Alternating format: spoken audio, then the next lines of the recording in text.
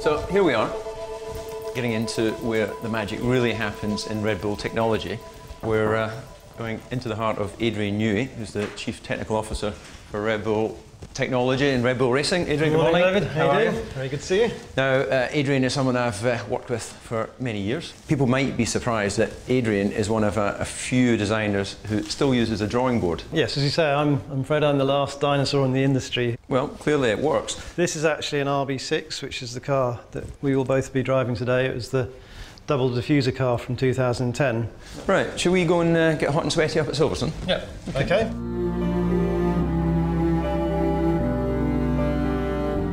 Here we are at Silverstone. We're now going to get the chance to drive two cars penned by yourself and your design teams at that time. Both cars are derivatives, or sons, if you like, of their forebearers. So this car started out as the 88 car and was a direct descendant of it. It was the first car that tried to treat the whole front wing and chassis as one aerodynamic piece. It changed the direction that Formula One was taking at the time, where it was the back of the turbo era, cars had become very big and clumsy.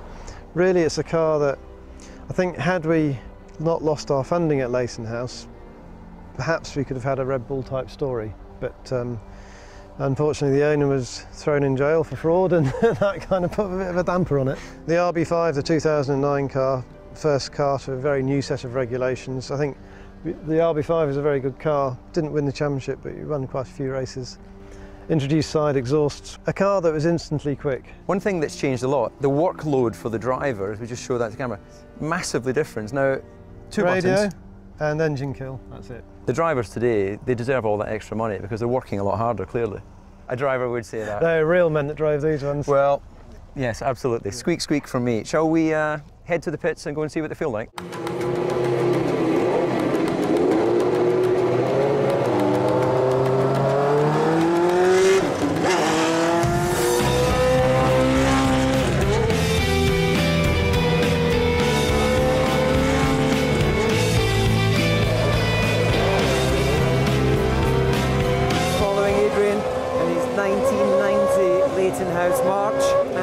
You can see him working the wheel.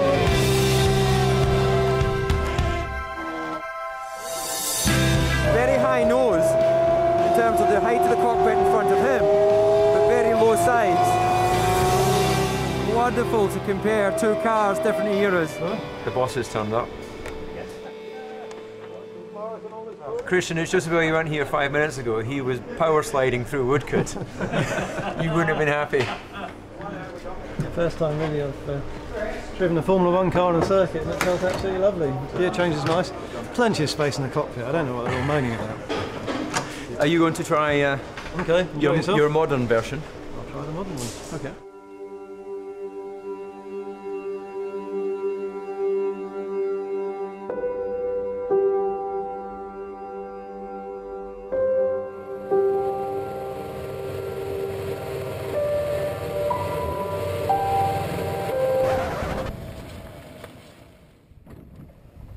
Sorry, it went into anti-stall.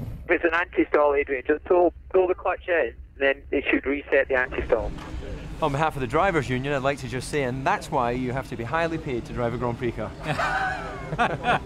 The problem with Adrian is he's completely fearless. I'm probably more nervous now than I would be at the start of a Grand Prix. Very quick for a first lap. I think so.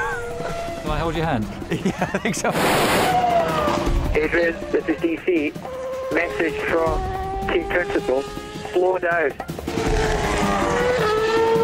You look seriously committed. It's